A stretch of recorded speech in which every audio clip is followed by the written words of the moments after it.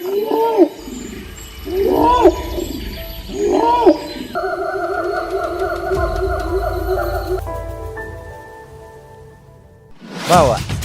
manusia, satwa, alam, dan sekitarnya. Podcast ini diinisiasi Orangutan Information Center.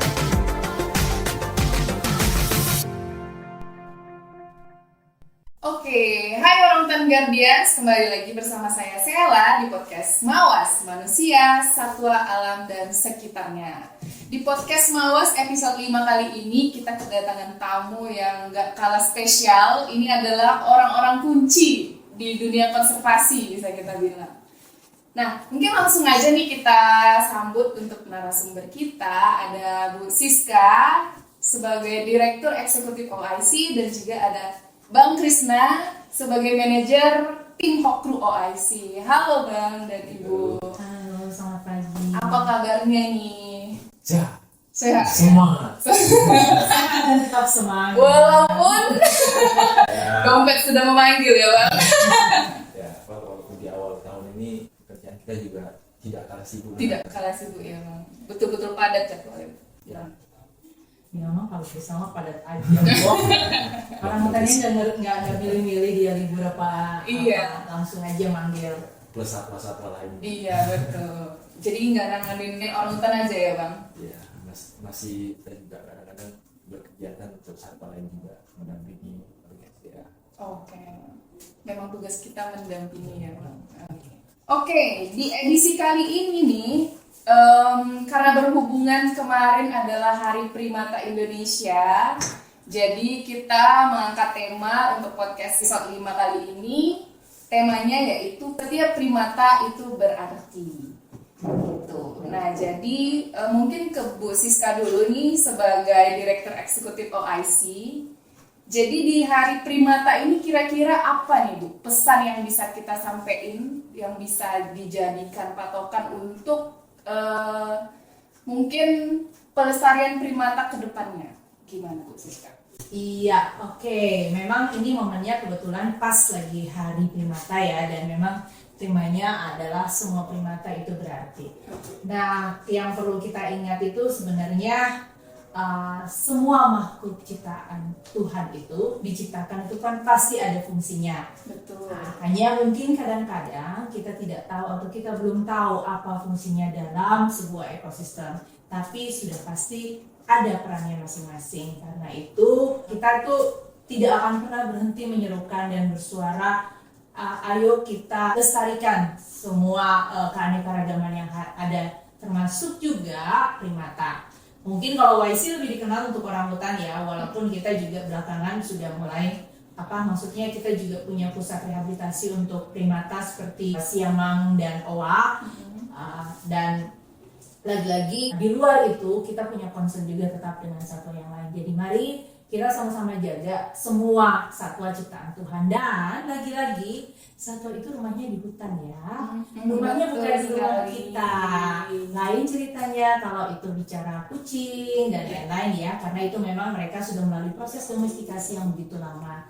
Tapi ketika bicara satwa, biarkanlah mereka tinggal di rumah alaminya di hutan, dan kita juga harus ikut menjaga rumah alaminya, karena kalau rumah alaminya rusak, kemana lagi mereka harus pergi? Akhirnya mereka ngungsi ke rumah kita kan?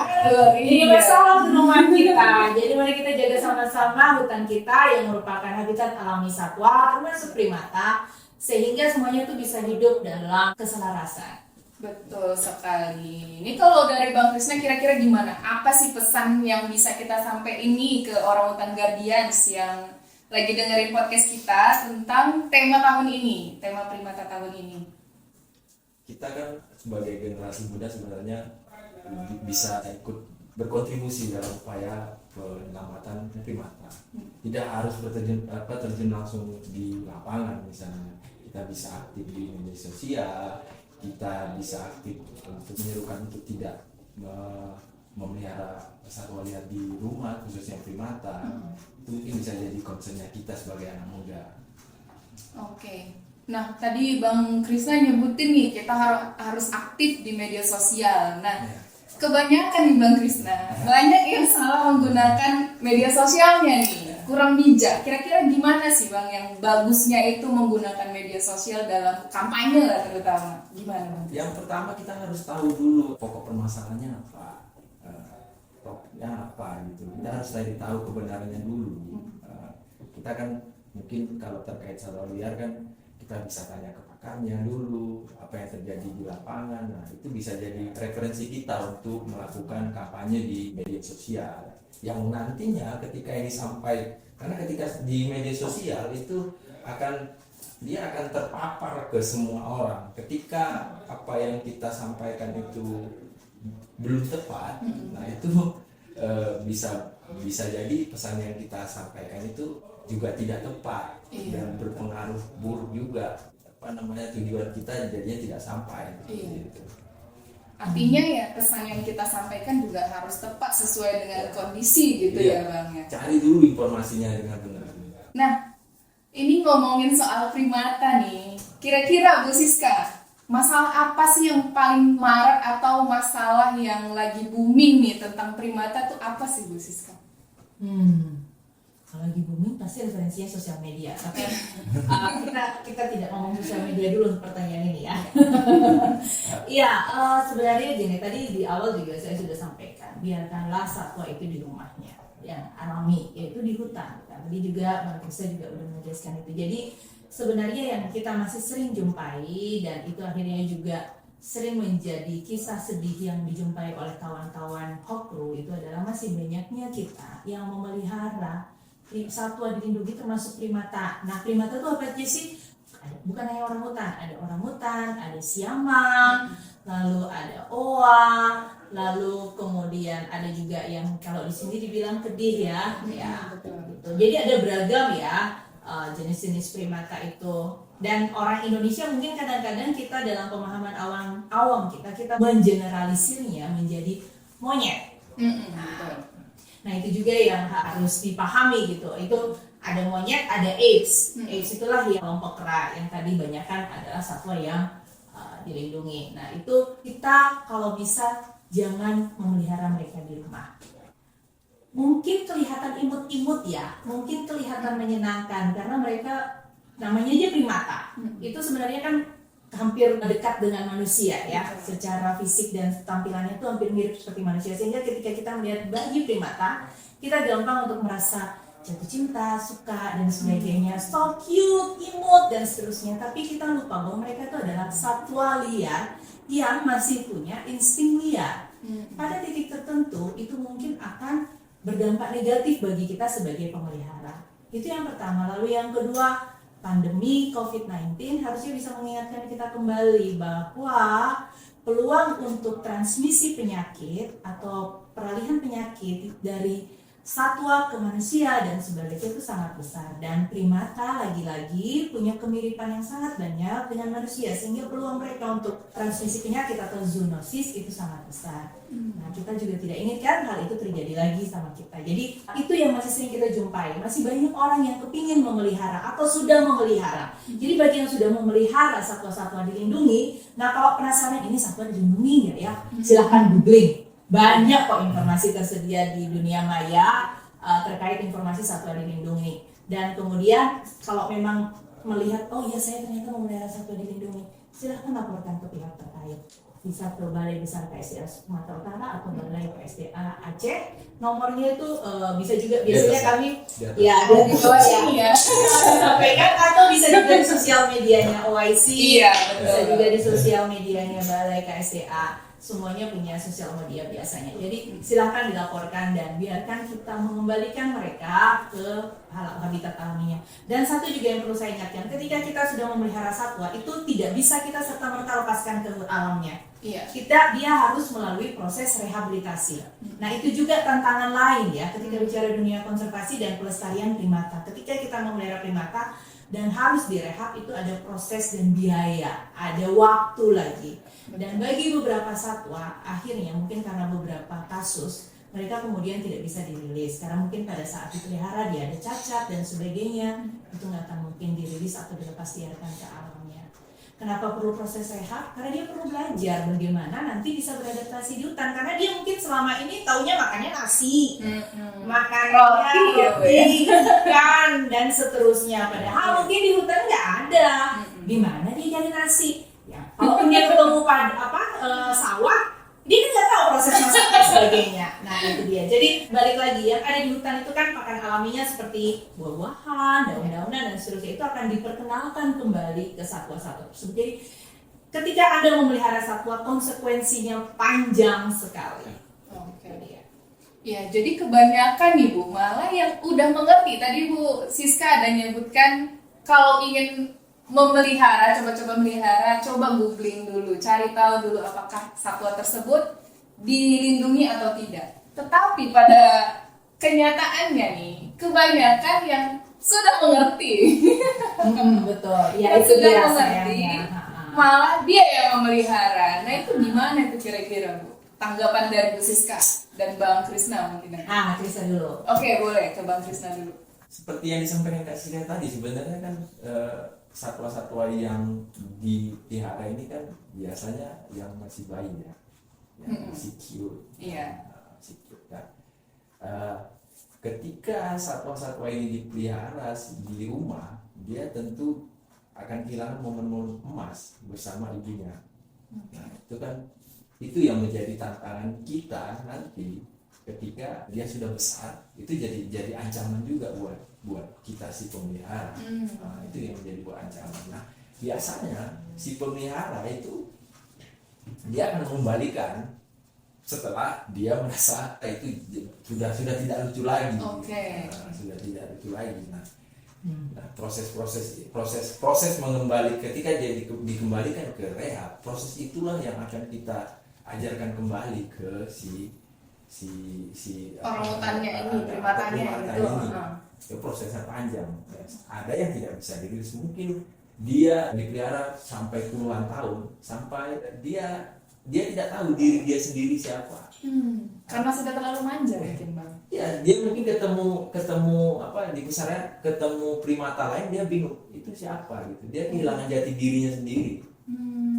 Oke. Makanya sebaiknya ya tidak usah memelihara primata. Kalau mau pelihara ya kucing. Masih banyak jenis kucing yang lucu ya Bang? Masih banyak kucing, lalu kemudian yang Oke. Nah, jadi sebagai organisasi konservasi ya Bu, lembaga konservasi yang menaungi primata, terutama orang hutan nih. Nah, kira-kira ini kan banyak organisasi konservasi di Indonesia. Apakah menurut Bu Siska nih, termasuk kita nih, bagian dari solusi atau justru kita ini memperkeruh? Gimana tanggapan dari Bu Siska? Ya, ini pertanyaannya menarik. Nah, satu hal yang perlu diingat ketika bicara konservasi itu dimensinya sangat luas. Dia sangat cross cutting ya, dalam artian ketika bicara konservasi dan kita misalnya saja kita ambil contoh orang hutan, itu kita nggak hanya cuma ngomong orang hutan aja, kita harus memikirkan misalnya masyarakat yang tinggal di sekitar habitat orang hutan, lalu pengambil kebijakan, pemangku kawasan konservasi, lalu kemudian kebijakan-kebijakan yang ada di negara ini dan sebagainya. Jadi lalu ketika bicara dimensi masyarakat saja, itu ada sosial, ekonomi, budaya yang mempengaruhi. Jadi kalau mau bilang tadi bicara solusi ya, tidak ada satu solusi tunggal untuk penyelesaian persoalan konservasi. Jadi kita juga nggak bisa bilang bahwa satu organisasi bisa menyelesaikan semua persoalan konservasi yang sangat kompleks. Oke. Jadi itu tidak akan pernah sebesar apapun lembaga tersebut, tidak akan bisa. Kenapa? Landscape atau wilayah yang harus ditangani luas, persoalannya juga kompleks, keanekaragaman hayatinya juga sangat beragam, beda spesies kadang-kadang pendekatannya juga mungkin tidak selalu sama. Misalnya saja bicara monitoringnya saja, beda spesies cara monitoringnya, cara memastikan populasinya itu terjaga atau bertambah atau bagaimana, itu kan melalui proses survei, dan survei itu metodenya beda-beda per spesies gitu. Jadi lagi-lagi tidak ada satu organisasi yang bisa mengklaim untuk bisa menyelesaikan suatu persoalan konservasi secara menyeluruh. Makanya kita dan termasuk OIC itu sebenarnya juga selalu mengupayakan untuk bekerja bersama. Ya. Kita tidak akan pernah berhasil tanpa kerja bersama ya. Bahkan kita sendiri aja pun di dalam keseharian kita, pekerjaan kita pun mungkin kita perlu teamwork ya. Nah ini juga sama, tapi teamworknya mungkin dalam skala yang lebih besar dan kemudian melibatkan berbagai sektor. Makanya itu sering dikenal kolaborasi. Jadi kalau aku sih saya menyarankan lebih baik kita sama-sama bergandengan tangan cari solusi. Pasti ada kendala, pasti ada ketidaksamaan visi dan sebagainya. Tapi ketika itu kita duduk bareng untuk mendiskusikan itu, saya percaya pasti ada solusi terbaik. Tapi dan itu jauh lebih berefektif dan berdampak daripada kita kemudian misalnya tidak saling mendukung satu sama lain. Jadi artinya kita sebagai lembaga pun itu pasti butuh kolaborasi ya Bu, dari multi pihak tentunya. Jadi nggak bisa OIC nih misalnya jalan sendiri, nggak bisa. Jadi kita tetap bergandengan dengan, walaupun mungkin kita fokusnya ke orang utan, tapi ketika mungkin ada konflik satwa yang lain, artinya bukan kita lepas tangan begitu. Jadi kita tetap gandeng tangan nih untuk menyelesaikan persoalan itu. Nah kalau dari Bang Krisna nih selaku mungkin lebih banyak nanganin konflik secara langsung nih, gimana kalau dari Bang Krisna melihat?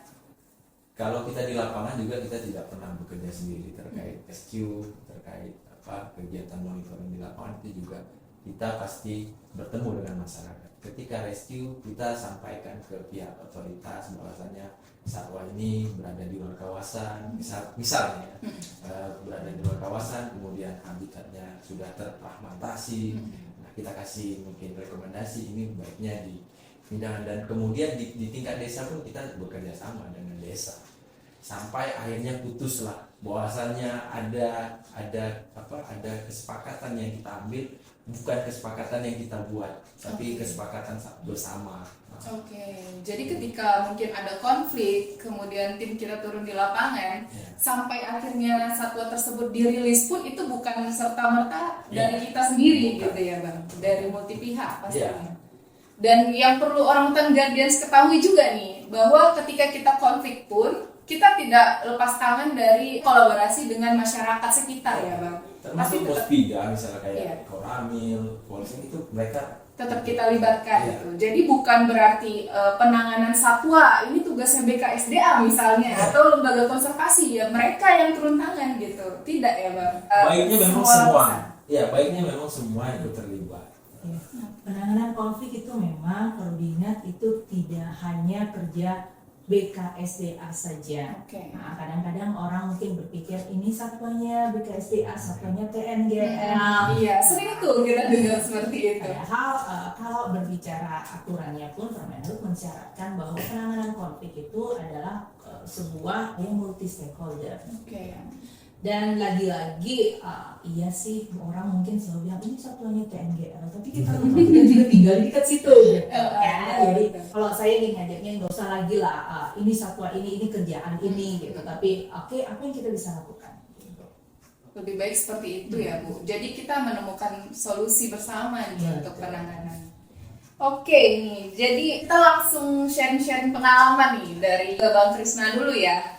Pengalaman yang mungkin tidak pernah terlupakan Bang Krisna nih selama menangani konflik, kira-kira apa Bang yang bisa diceritakan ke orang hutan guardians? Banyak ya. Itu aku kan ada dari 2010 di konflik. Jadi banyak, tapi ada satu yang aku kadang-kadang penyemangat buat aku, bahwasanya aku dan tim itu pernah menyelamatkan orang hutan di Sebulu Salam. Jadi ada 74 peluru di badannya. Itu setelah itu kita dapati anaknya stres. Pada saat kita datang di lapangan tuh si induk sudah sulit dia manjat pohon dan anaknya stres karena berapa hari dia di lokasi itu, dan di anaknya juga ternyata ada pelurunya juga. Dan di perjalanan anaknya tuh mati karena stres berat, tremor. Untungnya induknya itu masih bisa selamat dan sampai sekarang juga masih hidup. Kita beri nama Hope. Oke, untuk kasus Hope yang Iya. 2000 berapa Bang? 2019 ya? Kayaknya 2019 ya? 2018 sampai 19 gitu. Iya. Nah, Iya, oke. dan Hope dan ya saya kenapa kita kasih nama Hope, ya mungkin itu jadi harapan buat kita bahwa sekecil apapun yang kita lakukan itu mungkin akan berdampak baik ke depannya untuk kelam kita. Kemarin sempat booming ya Bang, kasus Hope itu ada di mana-mana di media gitu ya. Nah, Jadi mungkin kalau untuk kondisinya gimana Bang untuk saat ini? saat ini ya kondisinya kondisi terakhir dia sudah melewati masa kritisnya ya. Sekarang dia berada di PKOS SUCP yang dikelola oleh teman-teman SUCP, dan sayangnya memang dia kemungkinan besar tidak akan bisa dirilis. Oh. Dengar kabarnya itu kedua matanya buta ya Bang? Iya. Itu akibat dari Senapan senapan. angin. Oh. Jadi memang kan sayangnya memang masyarakat belum bisa toleran mungkin dengan kehadiran satwa dan beberapa tempat, banyak tempat juga kadang-kadang menganggap satwa yang sudah langka ini sebagai hama. Oh. Itu sayangnya seperti itu. Nah, itulah tugas kita yang masih panjang mensosialisasikan itu gitu. Nah, dan ini tentu nggak bisa kita lakukan sendiri. Kita butuh bergandengan semua pihak. Mau kamu mahasiswa, mau kamu bekerja di konservasi, mau nggak bekerja di konservasi, ya ini tugas kita menjaga alam kita ini. Artinya kita sama-sama bersosialisasi juga bantu gitu ya Bang untuk menyampaikan pesan ini Iya. gitu ya. Karena kebanyakan memang banyak statement mungkin yang menyebutkan ya ini masyarakat tuh masih minim edukasi gitu, masih sedikit informasi yang sampai ke sana. Kemudian muncul lagi berita bahwa ini kemana nih yang tugasnya di sini nih mana gitu, kenapa informasinya nggak sampai sehingga ada penanganan, mungkin mereka karena tidak tahu itu satwa yang dilindungi akhirnya mereka menangani sendiri gitu Bang. Kalau kita merasa mungkin bahwasanya pesan ini belum disosialisasikan menyeluruh, ya ikut bareng-bareng. Ya terus terang kita punya keterbatasan. Iya. Ya kan, makanya tidak bisa upaya-upaya konservasi ini tidak bisa kita lakukan sendiri karena setiap lembaga bahkan pemerintah pun punya keterbatasan. Iya. Nah, Seperti yang disampaikan Bu Siska tadi ya. Iya, dan sebenarnya sih kalau bicara peran edukasi, kembali lagi tadi saya dari awal bilang kan semangat kolaborasi kita di mana gitu. Dan saya melihat juga nih kan sosial media itu sudah menjadi sebuah sumber informasi yang cukup luas jangkauannya, sangat luas jangkauannya, bahkan karena di masyarakat desa pun selama ada sinyal mereka biasanya juga aktif tuh Instagram dan sebagainya. Makanya kan OIC juga punya Instagram ya, memang kita fungsinya untuk mengedukasi masyarakat gitu. Nah, balik lagi mungkin itu kita bisa sama-sama untuk semua penggiat konservasi yang juga aktif di sosial media, kita juga bisa sama-sama menyuarakan dan mengedukasi masyarakat gitu. Lagi-lagi itu bukan hanya tugas tanggung jawab 1-2 orang, itu tanggung jawab kita bersama. Ketika kita sudah mulai mendedikasikan diri kita untuk kegiatan konservasi, itu akan berlaku untuk semua satwa. OIC memang brandnya itu memang orang hutan, tapi kita kan mungkin bisa cek ketika misalnya kita ada satwa lain yang perlu bantuan, kita nggak mungkin bilang maaf Pak, saya orang hutan aja gitu. Enggak, kita harus tetap membantu. Hanya saja memang kita biasanya untuk satwa-satwa yang lain kita lebih mendukung. Kenapa? Ini kaitannya dengan skill expertise. Lagi-lagi ketika bicara penanganan satwa itu butuh skill khusus, butuh expertise. Kita tidak bisa sembarangan menghandling. Misalnya OIC punya expertise di orang hutan, tiba-tiba langsung menangani harimau tanpa pemahaman yang cukup, itu pasti akan membawa dampak bisa saja ke tim kami ataupun ke satwanya. Jadi kita biasanya kalau untuk satwa-satwa yang lain, jika ada kawan yang lebih expert, silahkan kita akan mendukung. Kita akan ikut dalam tim sebagai bagian dari kolaboratif timnya. Tapi mungkin bicara expert, kita carilah expert yang paham dengan handling harimau, kita carilah expert yang paham untuk handling gajah dan seterusnya. Gitu. Tapi tim kita akan selalu membackup karena bicara konservasi ya lagi kita nggak bisa cuma fokus satu spesies pastinya. Gitu. Oke. Ya mungkin saya juga ingin menambahkan juga mungkin kalau Krista ya udah dari 2010 ya Kris ya join dengan Hokru. Kalau saya memang dari 2006 udah masuk dunia konservasi tapi dealing langsung dengan tim-tim yang respon konflik ini mungkin ketika saya bergabung di YC. Dan memang banyak story sebenarnya di belakang setiap evakuasi dan setiap rescue. Satu hal juga yang ingin saya sampaikan ke teman-teman, terkadang sebenarnya tim Hokru itu harus melewati situasi-situasi yang cukup memukul juga ya. Maksudnya gini, karena tidak selalu satwa yang mereka rescue itu mungkin berhasil. Ini sama seperti dokter lah, gampangnya gitu. Iya, di rumah sakit ketika ada orang yang sudah sakit kritis, mungkin dia harus melewati operasi. Tidak selalu semua orang itu sukses melewati meja operasi. Gitu. Dan tim Hokru juga gitu. Kadang-kadang ketika mereka sampai karena mungkin informasi yang diterima sudah sangat terlambat satuannya, tapi mereka selalu melakukan apa yang bisa mereka lakukan, yang terbaik yang bisa mereka lakukan untuk menyelamatkan. Tapi lagi-lagi mereka they are not God ya, mereka bukan Tuhan yang bisa memastikan dan menggaransi semua satwa itu selamat. Oke. Avenger, betul sekali. Jadi itu juga sangat menyakitkan bagi mereka. Dan ketika mereka melaporkan ke kami pun, Kak, kayaknya satuannya nggak bisa selamat. Itu juga berita yang sangat menyakitkan buat kami. It's not easy for us too. Tapi lagi-lagi ya udah, oke. Next stepnya gimana? Kita harus melakukan apa? Gitu.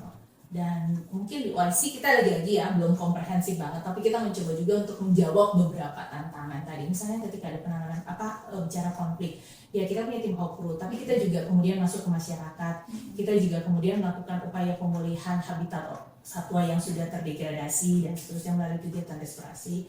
Ada pengamanan dan patroli dan sebagainya gitu ya. Jadi approach atau pendekatan itu memang beragam. Tapi itu juga tetap perlu dukungan dan perlu kerja kolaboratif. Dan saya sangat mengapresiasi teman-teman yang kerja di lapangan. Mungkin kebetulan yang di sini yang highlight itu adalah tim Hokru. Dan untuk kasus simple aja karena masih dalam ingatan ya, kasus yang kemarin orangutan yang di Karo itu yang terakhir itu teman-teman harus jalan tengah malam gitu. Dan itu bukan sekali 2 kali, sangat sering. Mungkin Krista yang aku kenal itu menghabiskan sekian jam di jalan mungkin ya dibanding di rumahnya sendiri gitu demi orangutan gitu ya. Dan orangutan Hop itu juga salah satu pengingat ya buat kita. Itu banyak sekali berita tentang orangutan Hop. Saya pikir itu harus kembali jadi pengingat buat kita. Bagaimana kita seharusnya ikut menjaga apa yang dititipkan Tuhan sama kita. Manusia itu kan makhluk ciptaan Tuhan tertinggi, khalifah di dunia ini yang diharapkan bisa menjaga dan memimpin ciptaan Tuhan yang lainnya ya. Dan ketika ada satwa-satwa yang seperti ini harusnya kita ikut menjaga, bukan kemudian kita melakukan tindakan-tindakan yang jadinya sangat tidak manusiawi. Memang kalau bicara untuk tugas Bang Krisna itu, bahkan untuk duduk di sini podcast bareng aja membutuhkan waktu yang nanti ya Sel mau ketemu anak dulu gitu ya. Kita juga dengarnya sebenarnya wah ternyata perjuangan Bang Krisna ini memang bukan seperti yang orang lihat, mungkin ya enak ya jadi tim Hokru gitu. Padahal banyak yang dikorbankan ya Bang. Ya. Belum lagi angkat kandangnya. Ini kan enggak lah ya. Kandang plus orangutan, satu orangutan dewasa itu bisa sampai 80 kilo. Kandangnya berapa kilo Krista? Ya 200-an. Oh iya 200 kilo. Udah gitu pakai nyebrang sungai itu lah. Oke. Iya. Jadi kalau sama satwanya itu bisa 200-an kilo di dalam. Oh. 200 kilo. Jadi orangutan guardian harus tahu ini. Dan itu ya mungkin itu kebetulan tim Hokru ya. Maksudnya saya juga bilang bahwa banyak sekali teman-teman di lapangan yang bekerja tanpa lelah ya untuk memastikan atau melakukan yang terbaik. Memang mungkin belum sempurna, kembali lagi nobody's perfect dan tidak ada solusi tunggal, tapi itulah yang bisa kita lakukan. Dan kalau kita melakukan bersama-sama, sekecil apapun gerakan kita, usaha kita, kalau kita lakukan bersama-sama dampaknya akan besar. Jauh lebih ringan. Iya. Ya, lebih jauh lebih ringan. Betul ya Krisna, kandang itu nggak perlu pasti ya kan dalamnya. Betul sekali. Nah tadi Bang Krisna udah bicara mitigasi konflik satwa ya, sudah sejak 2010 ya Bang. Nah, Bang Krisna sesuka apa sih Bang Krisna sebenarnya dengan pekerjaan ini, Bang? Mungkin bisa diceritain? Di apa ya, dari pengalaman kerja yang sudah hampir 12 tahun, kemudian telah mengalami dalam beberapa kegiatan pengamatan bersama teman-teman di lapangan, ya, itu bisa dinilai lah. Apa ya, tentunya bekerja di sini sampai 12 tahun terkait konflik mitigasi satwa liar, jauh dari keluarga, bisa bertahan di sini juga karena ada dukungan keluarga. Iya. Ya, keluarga yang terus mendukung, istri mendukung. Boleh disalam halo istri. Nanti istri Bang Krisna tolong lihat ini ya. Ya, jadi itulah kawan-kawan di lapangan juga yang kita kan sekarang punya 3 tim, dan 3 tim itu ya kita sudah kayak keluarga ya. Kita jauh melewati hari lebih banyak bersama tim. Iya. Jadi ya sudah kayak malah kadang-kadang kalau nggak ke lapangan tuh kayak aneh juga gitu, kecarian gitu. Begitulah sebagai Bang Krisna ya banyak mengorbankan waktu juga untuk keluarga begitu ya. Ya beberapa kawan-kawan juga tim-tim yang sekarang ini adalah tim-tim yang sudah melewati seleksi alam. Beberapa kawan-kawan juga udah tumbang mungkin sebulan dengan kayak gini kerja. Lari-lari ya Bang. Ya, karena kita nggak punya komitmen, kadang sudah libur pun kadang-kadang ada laporan. Orang hutannya nggak nunggu, orang hutannya nggak ngecek Bang Krisna lagi oke ya, kayak keluar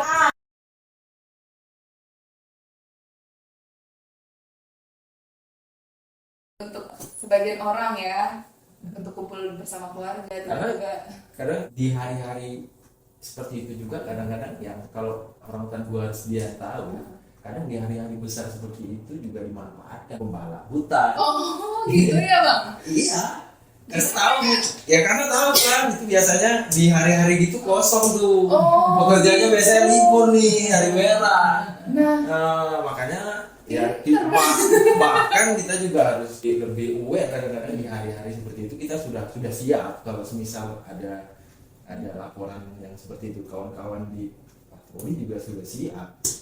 Jadi memang kita harus udah siap kapanpun ya Bang? Iya, karena kita ini bisa dimanfaatkan waktu. Gitu. Baru tahu nih ternyata. Kirain satu aja Bang yang, karena kan nggak mungkin kan orang hutan lagi lebaran nih gitu ya kan Bang. Udah nanti dulu konfliknya gitu. Ternyata ya pembalakan juga marak di hari-hari tertentu ya Bang. Biasanya kayak gitu. Nah jadi Bang Krisna setiap kali menyelesaikan misi nih dalam penyelamatan orang hutan itu gimana sih perasaan Bang Krisna, atau apa sih yang bisa jadi titik balik untuk Bang Krisna ke depannya gitu setelah menyelesaikan misi penyelamatan satwa itu? Biasanya kalau kita rescue orang hutan di lokasi yang terancam, kemudian diputuskan bersama-sama untuk di rescue, kemudian dirilis. Setelah rilis itu saya merasa saya mendapatkan energi baru. Dapat kayak udah capek nih, mungkin pernah kita beberapa kali kita rilis itu jam 3 pagi. Jam 3 pagi. Pernah Bang jam 3 pagi? Keseringan gitu, karena kan kita biasanya dapat laporan itu atau ketika menemukan orang hutan berada di lokasi konflik itu kan jam 12. Upaya rescue-nya kan biasanya panjang 2-3 jam. Kemudian kita menuju lokasi rilis itu butuh waktu juga 3-4 jam, bahkan mungkin lebih. Dan sampai di lokasi rilis ya kadang pagi. Dan kita nggak bisa menunggu lama-lama orang hutan itu berada di kandang transport. Secepatnya kita lakukan upaya rilis. Iya, betul. Jadi mau jam berapapun dia tetap secepatnya kita. Iya, kalau upaya evakuasi itu kan sebenarnya satu juga mungkin bagi kita itu upaya evakuasi orangutan itu sebenarnya opsi terakhir. betul. Kalau misalnya tidak ada pilihan bagi satwa itu karena kita melihat misalnya habitatnya sudah sangat terancam, lalu kemudian atau orangutannya pakannya juga sudah tidak cukup tersedia sehingga tidak ada jalan lain, kita harus memindahkan ke habitat yang lain, pasti kita lakukan upaya evakuasi berdasarkan hasil diskusi dan rekomendasi dengan pihak terkait tentunya. Lagi-lagi Ini BKSDA, betul, kita nggak pernah melakukan rescue sendiri. Lalu kemudian itu prosesnya benar tadi yang Krista bilang panjang. Kenapa? Orangutan tuh di pohon lah ya, bukan di bawah gitu. Nah, melihat lagi, memperkirakan posisinya di mana, dan untuk memastikan dia aman ketika jatuh, karena kan nanti dia dibius. Iya. Nah, dia harus dibius. Kenapa? Nggak mungkin orangutan tuh mau sukarela masuk ke dalam kandang, nggak mau. Jadi harus dibius dulu. Proses bius itu lagi-lagi ada arahan dari dokter hewan, dosisnya sekian, lalu juga pas posisinya, karena kalau nggak pas posisinya, jarumnya itu kan nggak menancap dengan baik, akhirnya kan bisa dua kemungkinannya, biusnya tidak bekerja, jadi orangutannya terus bergerak, atau bisa kedua posisinya nggak pas sehingga jatuhnya pun nanti juga bisa membahayakan. Oke. Lalu kemudian pas jatuh itu supaya aman, itu mungkin teman-teman nggak kebayang ya, teman-teman yang ini, teman-teman Hopru tuh harus membentangkan semacam jaring Merah itu ya. Iya betul. Kalau di foto-foto di sosial Instagram mungkin sudah pernah dilihat ya, itu jaring merah. Dan itu kelihatannya memang kecil karena di foto. Iya, The betul. reality itu berat dan besar. Iya, karena Sheila juga pernah ikut nih. Iya, saya pernah ikut Iya. kan, jadi memegang itu. Dan kadang-kadang lokasi rescue itu bukan lokasi yang gampang ya. Ada satu lokasi di mana lokasi rescue itu seperti pinggir punggungan gitu ya, Jurang, bawahnya gitu ya. jurang. Jadi teman-teman untuk menjaga keseimbangan membentangkan itu pun juga butuh effort karena mungkin lokasinya bukan landai ya, bukan rata, sehingga harus hati-hati. Lalu kemudian bayangkan orangutan dewasa dengan beratnya di atas 50 kg jatuh dari pohon ketinggian 30 meter, lalu dibantu dengan gravitasi bumi, ya, daya luncurnya bisa dibayangkan. Jadi itu ketika dia jatuh ke jaring, teman-teman tuh harus memegang dengan sangat kuat untuk memastikan dia tidak kena tanah. Jadi itu bukan effort yang mudah gitu. Oke, itu satu proses. Lalu udah dilakukan pemeriksaan oleh dokter hewan. Kondisinya ada lukanya enggak, ada luka yang membahayakan enggak. Kalau cuma luka-luka kecil karena mungkin kadang berantem, namanya juga satwa, manusia aja kadang berantem gitu kan. Jadi itu masih bisa lah diobati, diberikan obat diobati lukanya dan seterusnya. Kalau memang menurut dokter hewan bisa ditranslokasi, itu berarti kita harus segera. Kita tidak akan menunda. Sebisa mungkin di hari yang sama, jika memungkinkan, orangutan itu langsung kita translokasi. Jadi itu akan langsung dibawa melalui dengan kandang transport ke lokasi habitat yang sudah kita diskusikan juga kembali dengan pihak terkait. Ini merupakan habitat yang aman, dia bisa survive untuk seterusnya, cukup pakan dan sebagainya. Perjalanan menuju habitat itu kadang-kadang tadi seperti Bang Krista bilang bisa 3-4 jam, itu pakai mobil. Ya nggak pakai mobilnya berapa jam lagi, karena kita nggak mungkin rilis di pinggir jalan lah ya. Jadi pasti kita akan masuk ke dalam. Di daerah-daerah tertentu mungkin itu tidak bisa lagi dengan mobil, berarti kandangnya itu harus dipanggul dengan berisi orangutannya tadi yang sekitar 200 kilo itu ke lokasi yang baru. Kadang-kadang juga karena di beberapa lokasi itu mungkin habitat yang kita anggap bagus itu di seberang sungai kecil mungkin ya, sungai kecil. Ini ada satu kasus juga teman-teman pernah, mereka harus menyeberangi satu area sedada dalamnya gitu. Jadi teman-teman tuh masuk ke dalam gitu. Itu sungai, Bu? Dia seperti alur gitu. Iya, sungai. Kalau sungai kita bisa pakai perahu, ada juga yang kita pakai perahu ya. Tapi kalau yang ini ya karena cuma alur masih bisa lah teman-teman jalan di dalamnya sambil memanggul kandang berisi orangutan, lalu untuk supaya sampai ke habitat yang aman. Karena kita juga kalau mentranslokasi, kita memastikan habitatnya aman. Jadi rata-rata itu memang lokasi rilisnya itu jauh dari pemukiman masyarakat, jauh juga dari akses jalan. Gitu. Nah, ada satu kasus mereka pernah masuk di alur, mereka tidak tahu kalau di situ ada buaya. Buaya. Jadi setelah kita rilis itu petugas-petugas yang lain yang dari desa kan ikut. Masyarakat itu yang pertama. Mereka heran, kok berani ya? Oh masyarakat situ udah tahu. Iya, kok berani rilisnya di situ kan ada buaya ya. Kami kami nggak tahu. Rupanya buayanya hari itu takut ya sama buaya darat ya. Ketemu buaya juga gitu ya. Memang ada bagusnya ya Bang, ketika kita nggak tahu gitu kan. Jadi Tapi ya bisa situ aja. oh iya. Ya karena itu tadi mempertimbangkan apa namanya Lokasi yang layak. Layak. Betul. Dan satu-satunya yang layak di situ. Untuk wilayah situ ya. Ya. Oh. Dan itu tadi ketika melakukan rescue apa sih yang dirasakan? Ya itu tadi dengan proses yang panjang. Ketika kita buka pintu kandang, orang hutan lepas itu kayak Iya. Ketika orang hutan Dapat dari reward. luar, Nambah manjat bintang pohon ya. kadang-kadang orang hutannya lihat kayak Iya. Kayak bilang terima kasih ya.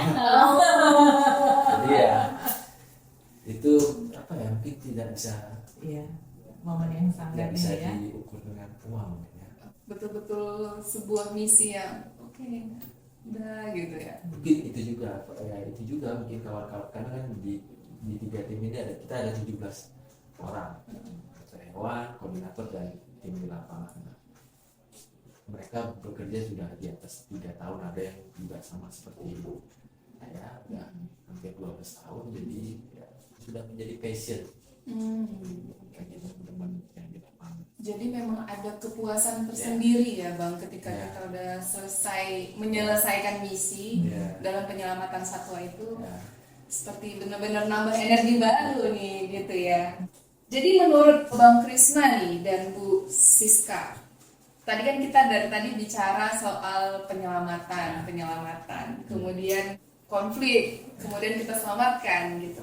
Nah, kira-kira kalau menurut Bu Siska dan Bang Krisna, kapan sih kira-kira kita bisa bilang berhenti nyelamatin satwa? Ya, kapan kita bisa berhenti? Berhenti. Sampai kita bisa tetap mempertahankan hutan kita. Oke. Itu yang pertama. Yang kedua, sampai masyarakat bisa toleran dengan satwa. Sayangnya masih banyak terjadi sekarang ini konflik manusia dan satwa liar berakhir dengan satwa yang mati, satwa yang luka. Sayangnya masih. Nah, ini tentu perjalanan ini masih panjang. Tapi mungkin ya itu sampai masyarakat bisa toleran dengan satwa liar dan kita bersama-sama sanggup mempertahankan tutupan hutan karena konflik terjadi karena habitat yang berkurang. Pastinya karena habitat ya. Kalau kita nggak bisa mempertahankan habitat, kita akan terus berkonflik dengan satwa liar. Kalau saya sih melihatnya ini pertanyaan ini sebenarnya bukan pertanyaan hanya ke kita saja ya, gitu. Karena memang kita juga tidak bisa memastikan sampai kapan kita harus menyelamatkan orang hutan.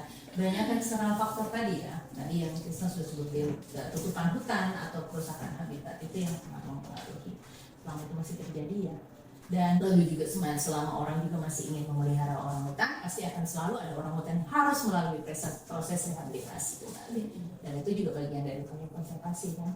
Jadi balik lagi kesadaran kita bersama itu yang akan mempengaruhi, akan menentukan seberapa lama kita harus melakukan upaya penyelamatan ini. Gitu. Benar-benar perjuangan yang masih panjang ya Bu ya.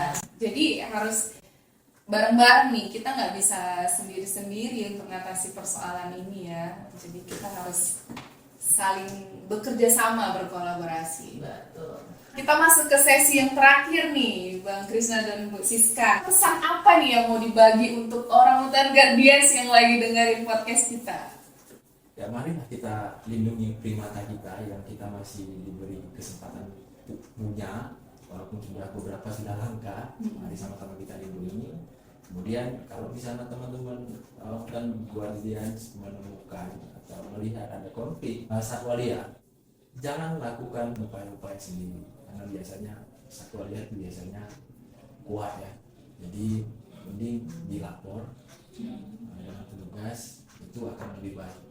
Atau mungkin kalau misalnya satwa itu sudah memang berada di kawasannya, ya sudah apa-apa, biarin saja. Kita yang harus belajar untuk Iya. beradaptasi ya. Iya. Kadang kan satwa mungkin memakan beberapa buah yang kita tanam. Karena kita usir, jadi jatuh semua buahnya. Tadi ada bicara pesan, kira-kira kalau misalkan nih di daerah orang hutan guardians ternyata ada konflik, Ya, kira-kira dilapornya kemana yang paling deket gitu Bang? Di hotline kita ada. Mungkin boleh dicatat nih orang Guardians yang lagi dengerin. 0813 977 20.000. 20.000. Ini ada kita iniin di Gitu. caption ya. Atau kalau enggak visit sosial medianya YC mungkin juga ada di sini ya. Oke. Ini dari Bu Siska pesan yang mau disampaikan. Pesan saya, do what you can do. Jadi maksudnya setiap kita itu bisa melakukan sesuatu untuk menyelamatkan satwa primata dan bumi ini. Gitu. Masing-masing kita bisa melakukan. Jangan karena saya tinggal di kota, saya nggak tahu mau ngerjain apa ya gitu. Pasti ada peran yang bisa kalian lakukan. Misalnya tadi kan kita bicaranya sosial media ya, bisa ikut bersuara di sosial media tentang ikut mengedukasi lah bagaimana cara penyelamatan orangutan atau primata lainnya atau satwa-satwa lainnya, atau ikut kegiatan atau gerakan nanam pohon atau apa. Banyak sekali sebenarnya sekarang anak-anak muda juga yang menginisiasi gerakan-gerakan seperti itu. Silakan bergabung dengan gerakan-gerakan seperti itu juga bisa. Dan kemudian ketika misalnya punya talent untuk sosial media, karena saya lihat anak-anak muda sekarang, terutama Gen Z itu kan sangat aktif di sosial media dan konten-konten mereka tuh sangat asik-asik gitu. Nah, mungkin kita bisa menggunakan itu untuk menjadi netizen atau content creator yang responsible. Responsible dalam artian mendukung upaya konservasi dan isinya itu edukatif. Edukatif, mengajak orang untuk ikut bekerja sama, ikut bergabung dan sebagainya. Karena lagi-lagi apapun itu tidak bisa dikerjakan sendiri, dan ketika kita melakukan itu bersama-sama, walaupun mungkin yang kita lakukan itu mungkin kecil ya, misalnya ikut gerakan nanam pohon, kamu mungkin cuma nanam 1 pohon, tapi ketika dilakukan secara serentak oleh beramai-ramai, kita bisa menanam berapa ribu pohon sekaligus, dan itu sudah sangat berdampak bagi bumi kita, bagi satwa kita, karena rumah mereka bisa kembali. Intinya memang kita harus bijak ya Bu dalam berkonten juga ya, yang pastinya edukatif, memberikan pesan yang Selama ini saya melihat kadang-kadang warga plus 62 atau netizen plus 62 seringkali dianggap bukan netizen yang kurang responsibel. Mari kita buktikan kita itu adalah orang yang responsibel. Orang Indonesia itu orang hebat kok. Orang Indonesia yang tangguh kok, di negara lain kolaps misalnya ya, COVID-19 kita nggak kolaps gitu kan. Buktikanlah bahwa kita hebat itu dengan bijak ketika kita bersosial media, lalu kita juga, konten kita juga mengedukasi. Ketika kita mengedukasi, itu kemudian positive vibes yang kita keluarkan, dan akhirnya kita juga akan menerima positive vibes juga. Betul sekali, artinya ya kita harus menebarkan pesan-pesan positif lah di sosial media. Oke, akhirnya podcast kita selesai nih Orangutan Guardians. Seru banget nih tadi pembahasan dengan Bang Krishna dan Bu Siska juga. Tadi udah dengerin, ketika ada konflik mungkin bisa langsung hubungi ke hotline tim Hokru OIC, atau mungkin bisa hubungi ke BKSDA juga ya Bang, BKSDA terdekat. Nanti kita ada spill kontaknya di caption kita. Oke, sekian dulu podcast Ngawas kali ini. Kembali lagi di episode berikutnya. Orangutan Likes Better. Terima kasih Orangutan Guardians. Terima kasih. Terima kasih.